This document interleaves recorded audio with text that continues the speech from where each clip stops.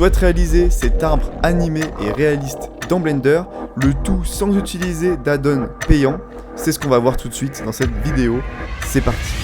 Salut, c'est Alex, j'espère que tu vas bien. Bienvenue dans cette vidéo. Comme tu as pu le voir dans l'introduction, on va voir comment faire pour créer un arbre réaliste dans Blender et animé, comme tu peux le voir ici, sans utiliser d'add-on ou de ressources payantes.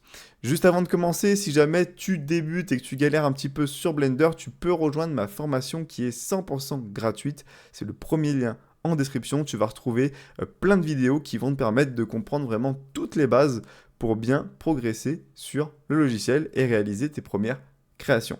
Donc on va attaquer tout de suite en créant un nouveau projet. On va sélectionner tous les objets sur la scène, on va appuyer sur la touche A et je vais cliquer sur Supr. Ensuite, on va aller dans Edit, on va cliquer sur Preferences et on va activer un add-on qui est déjà intégré à Blender. Donc on va aller dans la barre de recherche ici, on va taper Sapling Tree Gen. Donc moi il est coché, normalement vous il n'est pas coché, donc vous avez juste à cocher la case juste là, ça va venir l'activer, et ensuite vous allez cliquer juste là et cliquer sur Save Preferences pour sauvegarder ça au prochain redémarrage de Blender. On va quitter ensuite cette fenêtre, et on va faire Shift plus A pour ajouter un objet, on va aller dans la catégorie Curve. Donc vous c'est normal si vous n'avez pas tout ici parce que j'ai pas mal d'add-ons qui sont activés, et tout en bas, vous devez retrouver l'option qui s'appelle Sapling Tree Gen. Quand vous cliquez dessus, vous avez un arbre qui apparaît. Alors ne faites aucun clic ailleurs, sinon ça va vous enlever le petit menu en bas à gauche. Je vais venir me déplacer hop, pour que vous puissiez voir le menu correctement. Comme vous pouvez le voir, du coup on a un menu ici qui s'appelle Sapling Add Tree. Si on clique dessus, ça nous ouvre une fenêtre avec plein de paramètres concernant l'arbre qu'on est en train de créer. Donc si vous voulez, c'est une sorte de générateur d'arbres et vous avez plusieurs types. En bas, vous avez des presets. Vous avez par exemple ce preset-là, qui est celui par défaut. Celui-là, qui sera plus pour faire un sapin. On va avoir par exemple celui-là, etc., etc. Donc on va retrouver voilà, plusieurs presets différents. Ce qui va nous intéresser, nous, ça va être le Douglas pour faire une sorte de sapin. Ici, vous allez pouvoir gérer plein de paramètres, comme par exemple la distribution des branches. Donc vous allez pouvoir vraiment mettre plus de branches en haut, peut-être plus de branches en bas. Vous pouvez jouer sur le nombre d'anneaux de branches. Donc en ajouter plein, en mettre moins, etc. Donc nous, on va mettre une bonne valeur quand même, quelque chose comme ça. Ensuite, Random Seed, ça va permettre, voilà, aléatoirement d'afficher un preset un petit peu différent pour le sapin. Et ici, vous pouvez jouer directement avec le scale. On va aller dans Settings et on va cliquer sur Branch Radius. Comme son nom l'indique, là, ça va nous permettre de gérer les branches. Et on aura plein de paramètres pour gérer ça. Nous, on va les laisser comme ça parce que ça va très bien, mais je vous laisserai du coup explorer un petit peu ces paramètres. On va aller dans Branch Splitting. Là, ça va être intéressant. Plus on va augmenter le level ici, plus les branches vont se splitter, comme ceci, en plusieurs fois. Donc on peut augmenter le level à 4 et 4, je trouve que c'est pas mal. Plus vous aurez un level ici élevé et plus vous aurez une densité élevée de l'arbre quand on va rajouter ensuite les feuilles.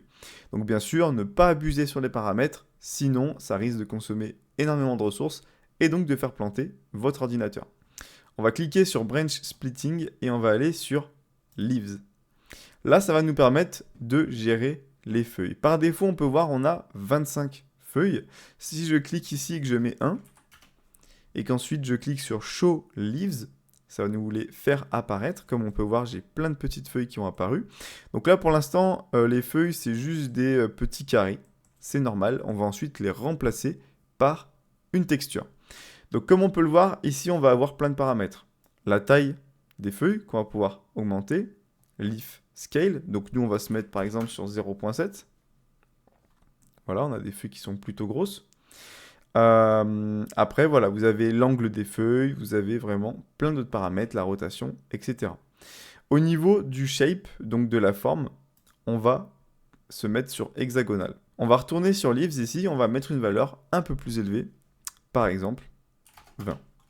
Donc là, bien sûr, plus vous allez mettre une valeur élevée, et plus il y aura du volume. On va se mettre par exemple sur 30, comme ça on aura pas mal de volume. Et là, on est plutôt pas mal. Si jamais vous perdez le menu, par exemple, en cliquant ailleurs ou en faisant autre chose, en cliquant par exemple sur le tronc et en revenant sur les feuilles, on va perdre le menu en bas à gauche. C'est pas grave, il suffit de resélectionner les feuilles et d'appuyer sur la touche F9. Et là, le menu va apparaître là où vous aviez mis votre souris. Donc ça, c'est bon. On va retourner dans le menu et on va aller maintenant gérer l'animation avant de s'occuper des textures. On va aller dans Armature. On va cliquer sur Use Armature. Donc là, ça peut prendre un petit moment pour charger. Donc on va attendre un petit peu. Et ensuite, on va descendre dans Animation. Et là, on va pouvoir gérer tous les paramètres par rapport à l'animation, comme par exemple la force du vent, l'amplitude, la fréquence, etc. Et on va cliquer, nous, ici, sur Armature Animation. Ça va animer l'armature. L'armature, ça comprend également, ici, les branches. Donc, ça fait bouger en même temps aussi les feuilles. Mais si vous voulez encore plus animer, vous pouvez aussi cliquer sur Leaf Animation et ça animera, en plus de ça, les feuilles indépendamment. Moi, je trouve que juste armature, déjà, ça fonctionne très très bien. Donc, on va cliquer ici. Pareil, ça peut prendre un petit peu de temps au niveau chargement, donc on va attendre un petit peu. Donc voilà, niveau animation, maintenant, on va s'occuper des feuilles. Déjà, niveau animation, on peut tout de suite regarder si ça fonctionne. Alors, ça peut ramer un peu, mais voilà, si j'appuie sur Play, on peut voir que j'ai bien mes feuilles qui bougent, mes branches qui bougent, etc. Hop, on va revenir en arrière. On va sélectionner les feuilles et on va cliquer ici dans Shading. Ça va nous permettre de travailler nos matériaux. On sélectionne bien les feuilles, on clique sur New ici pour créer un nouveau matériau. On va l'appeler par exemple Leaf. Et on va cliquer sur le Principled BSDF juste là pour ajouter justement les textures. Donc là, pour aller plus vite, je vais vous donner un raccourci clavier, mais ce raccourci clavier a besoin d'avoir un add-on activé pour qu'on puisse l'utiliser. Donc on va venir l'activer rapidement, on va aller dans Edit, Preferences, on va aller dans les add-ons ici, on va taper WRAN et on va cocher Node Wrangler. Donc il s'agit tout simplement d'un add-on qui rajoute des raccourcis clavier et plein d'autres choses directement ici pour la création de matériaux. On clique sur Principled BSDF et on fait CTRL-T.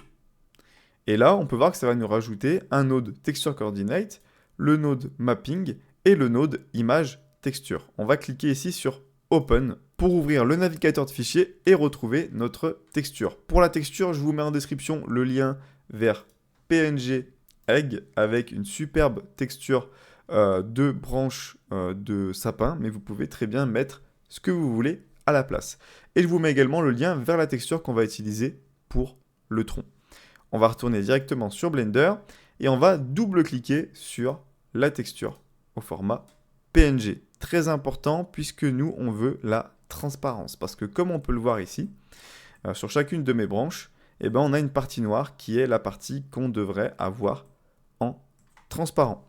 Donc pour avoir cette partie transparente, déjà, on va changer de moteur de rendu. On va se mettre sur Cycles en activant la carte graphique ici. Et on va ensuite connecter alpha avec alpha directement sur le node et on va passer en mode rendu. Voilà. Et là en mode rendu on peut voir que le détourage est bien fait. On va mettre un petit peu d'éclairage dans la scène parce que là on ne se rend pas bien compte.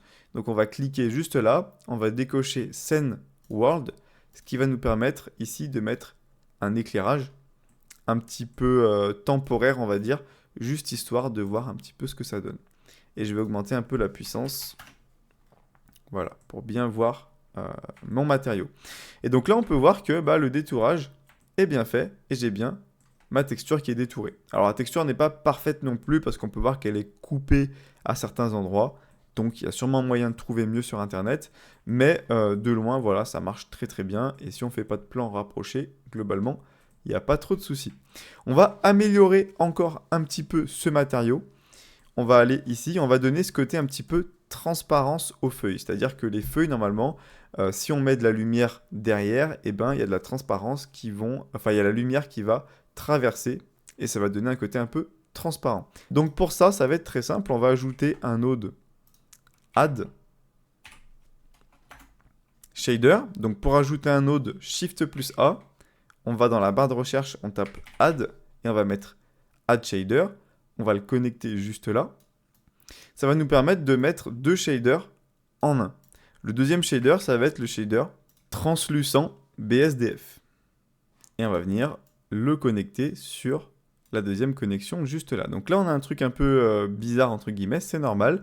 On va prendre la texture des feuilles, color, et se connecter sur la couleur du translucent BSDF. Et là, on peut voir que on a ce côté du coup transparent et lumière qui passe à travers. C'est quand même plus lumineux et un peu plus réaliste. Ce qu'on va pouvoir faire pour améliorer encore et pouvoir mieux gérer ce paramètre, c'est mettre ici un autre node qui s'appelle Matte, qu'on va venir connecter juste là. Et on va pas se mettre sur Add, mais on va se mettre sur Multiply. On va prendre la valeur, en fait, qu'on va venir multiplier ici. Donc si on multiplie sur quelque chose d'inférieur à 1, on va diminuer la puissance. Et si au contraire on est supérieur à 1, on va augmenter la puissance de l'effet. Donc nous on va le réduire parce qu'il est un peu fort. On va mettre 0.6. Et là je trouve que du coup on a quelque chose de plutôt pas mal. Au niveau du matériau pour les feuilles, on a fini. On va maintenant faire le tronc. Donc on va sélectionner le tronc. On va cliquer sur New. On va le renommer Trunk. Et cette fois-ci, on va sélectionner le Principlet BSDF et faire CTRL-SHIFT-T. Pas juste CTRL-T, mais CTRL-SHIFT-T. Ça va nous permettre de télécharger toutes les textures en même temps et de les connecter automatiquement correctement. Donc on va aller ensuite dans le dossier avec la texture qu'on a téléchargée. Je rappelle que vous avez le lien en description. On va prendre ça, on va laisser appuyer sur CTRL et on va sélectionner la Color, Roughness, la normale. Donc il y en a deux, il y a la OpenGL ou la DirectX. Moi je vais prendre DirectX. Et ensuite, on va prendre la displacement.jpg. Et on va cliquer ici sur Principlet Texture Setup. Ça met en place toutes les textures pour nous et on a la texture directement sur le tronc. Donc là, elle est étirée. Donc ce qu'on va faire, c'est faire clic droit, Convert to Mesh. Donc là, on convertit notre tronc qui était en courbe en mesh. Donc c'est-à-dire que c'est un vrai objet, c'est-à-dire que quand j'appuie en mode Edit, j'ai accès au point de l'objet. Et on va sélectionner justement en mode Edit tous les points. Et on va faire U. Et on va cliquer sur Smart UV Project. Et on va cliquer sur OK. Ça va nous faire un dépliage correct du tronc pour appliquer la texture. On va aller ensuite ici dans le mapping et on va augmenter le scale. On va pouvoir tester des valeurs, par exemple 15 comme ça. C'est pas mal et on a notre tronc qui est super. Donc voilà pour les matériaux. On va retourner directement ici. Hop. Et on va regarder un petit peu ce que ça donne. On va remettre notre éclairage. Et voilà le résultat. Donc le rendu est vraiment sympa. En plus, c'est très simple à faire. Et en plus de ça, c'est animé. Alors là, ça va ramer un petit peu. Mais on peut voir que l'arbre est bien animé. Donc après, il faut bien gérer, bien sûr, l'animation et les paramètres pour pas que l'animation soit trop forte, etc.